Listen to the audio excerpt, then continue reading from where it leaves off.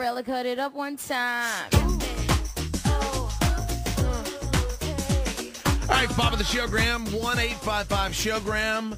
Our sex therapist, Laurie Watson, who is a licensed marriage and family counselor. And here is what we have to read before Laurie talks. Laurie Watson is a licensed marriage and family counselor as well as a certified sex therapist. Laurie's appearance is for entertainment purposes only and not intended as a substitute for psychological treatment. All comments made by Laurie Watson while appearing on the show are for your listening enjoyment only. If you believe that you are in need of mental health or relational treatment, please consult a local licensed therapist. If you are in need of emergency care, please dial 911 or go to your nearest emergency room and ask for the psychiatrist on call. Awakeningscenter.net. Is that right? That's right. Awakenings with an S, center.net. All right, so we had so many people calling last time you were here. Yeah. And but you know, people feel a little uncomfortable, and I can understand that. But talk about the whole Skyping that you do, which is very cool. That's right. People can set up appointments with me, and we can do it by Skype. People who are not local can still have therapy. Or maybe somebody who is a little anxious about coming into the office for whatever reason, we can set up appointments by Skype. That's very cool. Yeah. All right, so I got a couple of questions. Okay. So as it pertains to the internet, yes, and like Facebook, which I mean, now when we have people come in on Fridays, there are so many people that come in and say, I caught my husband talking to one of his old girlfriends, or I caught my wife talking to somebody, you know, normally at work, but they were talking about Facebook at the house. And like, it just seems to me like the internet is a way for snaky type people to either A, say what they want to say, but they don't have the testicle fortitude to say it in person, or B, to do something naughty, supposedly without other people knowing, but they seem to always find out one way or the other. Right. I guess the thing about Facebook is, you know, you are in touch with people that you've known for a long time, maybe before. It's sort of like going back to a school class reunion. Yeah. You know, there's nothing like a pickup at a school class reunion. But I think the thing that saves couples from this is transparency. You know, having your spouse be on your Facebook too, and I think it can be problematic. But anybody who wants to cheat can. So you think they should share passwords? Yeah, they should share passwords. Absolutely. Leave your phone sitting around. If you get creepy about somebody else going to your phone, there's something you're trying to hide. That's right. Transparency tells you that everything's open and nothing to hide. Yeah. In any situation. In any situation. Your passwords, your phone. Absolutely. Do you also think, I mean, we're going to get into the sex thing here in a minute, but do you also think, I kind of know where this is going even before I ask, that people who try to find help when they're just engaged, they go out and they have to talk to a therapist or whatever. Don't you think in that situation, probably the best thing to do is let each other go? Because no, I don't. Oh, come on. I think that is the smartest thing you can do when you're engaged. Laurie, honest to God, listen honest to me. God. Listen. Yes. If there's problems before you're married, the hell do you think's going to happen once you become... There's always problems before you get married. Laurie. Most of us are blinded to them. The people who have their eyes open have an advantage. Laurie. Yes. If there's sex problems before you get married, it depends on what it is. Yeah, it's going to be. There's going to be problems down the road too. I just don't know why. But there's going to be problems down the road for everybody, emotionally, sexually. There's going to be problems. I think honestly, it's the smartest thing you can do to get counseling when you're engaged, to work out things. That is the most flexible time in your married life. Before you say I do. Do you think people should have sex before they get married? Oh, man, I think that's their own call.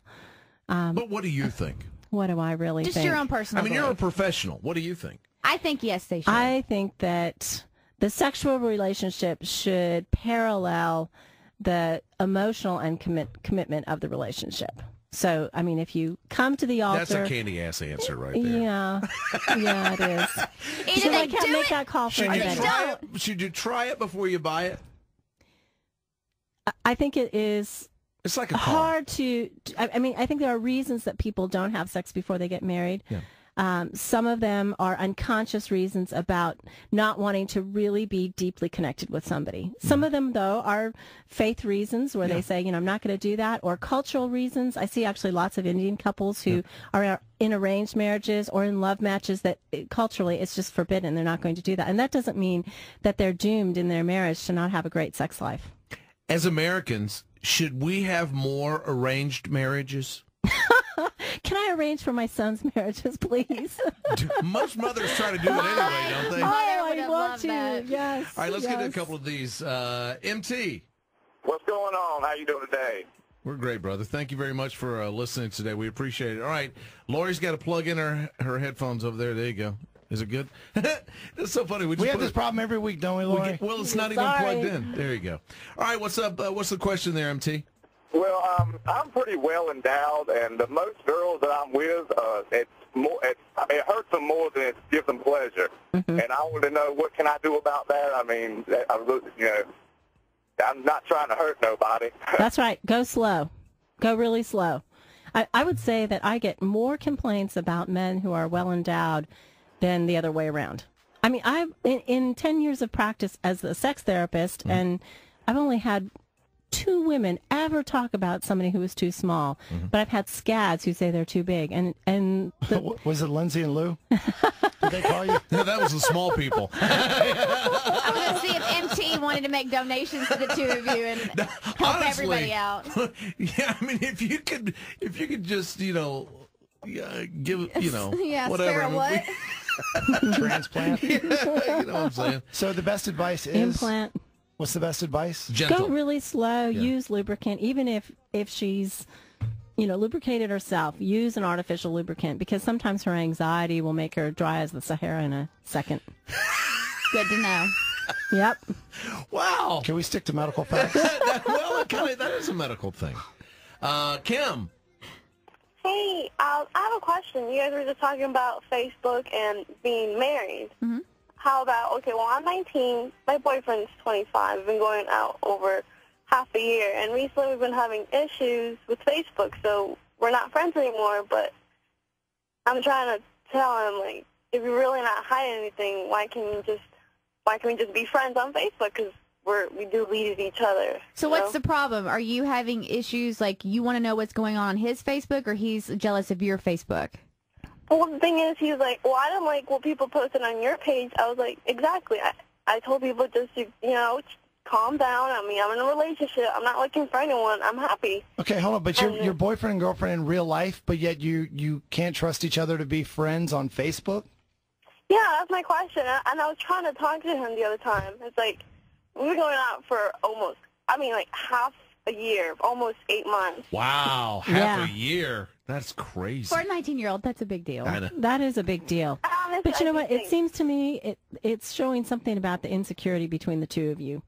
Not to be able to be friends, to worry about what the other one is posting. There seems to be a lot of insecurity. You guys need some work. You need to talk. That's the pre-married talk there, Bob, that they need to be doing. All right, but I want to break it down, because we're talking about Facebook here. Should Facebook really be the demise of somebody's relationship? Should we really put that much clout on Facebook?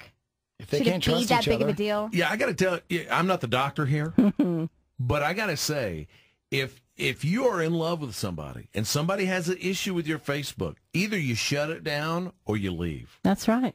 That's right. I mean, that's pretty self-explanatory. I mean, if you say, should I, you got a problem, and you're doing something you shouldn't do. Right. Otherwise, it wouldn't really be a big deal. Right. Yeah.